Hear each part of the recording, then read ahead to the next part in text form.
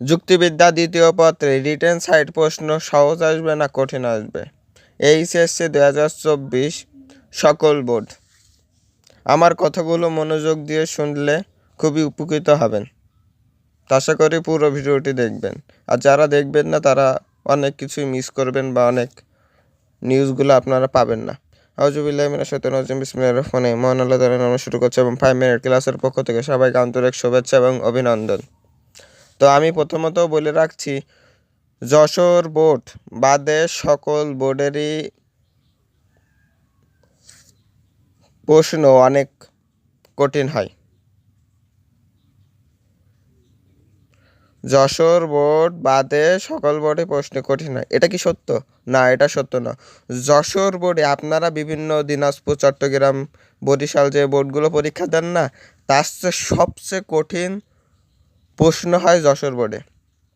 যশোর বোর্ডে সবচেয়ে কঠিন হয়। আপনারা যারা দিনাজপুর এই বোর্ড থেকে পরীক্ষা দিচ্ছেন না, তাদের চেয়ে যশোর বোর্ডের পরীক্ষার্থীদের অনেক কষ্ট হয় পরীক্ষা দিতে, কারণ যশোর বোর্ডের সবচেয়ে প্রশ্ন হার্ড হয় এটা। তো এবার আসা যাক প্রশ্ন কেমন আসবে।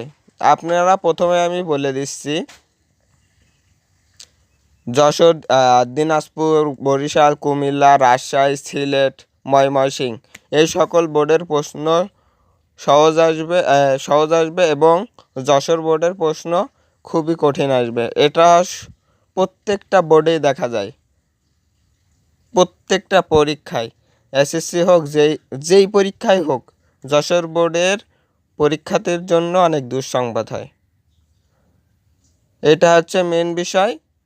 তো বাকি যশোর বোর্ডের শিক্ষার্থীরা বেশি ভালোভাবে পড়বেন, কারণ অন্য বোর্ডের তুলনায় আপনাদের প্রশ্নগুলো খুবই হার্ড হবে এবং পরীক্ষা দিতে অসুবিধা হবে। আর যারা পড়েন তাদের কোনো বিষয় নয়, কিন্তু আশা করি যশোর বোর্ডের শিক্ষার্থীরা ভালোভাবে পড়বেন। অন্যান্য বোর্ডেও যারা আছেন তারাও ভালোভাবে পড়বেন। এটা হচ্ছে আমার মূল কথা। সবচেয়ে যশোর বোর্ডের প্রশ্নটি হার্ডই হয়, এটাই মেন বিষয়। তাই এই ভিডিওটি এই পর্যন্ত। চ্যানেলটি সাবস্ক্রাইব করে রাখুন। ধন্যবাদ সবাইকে।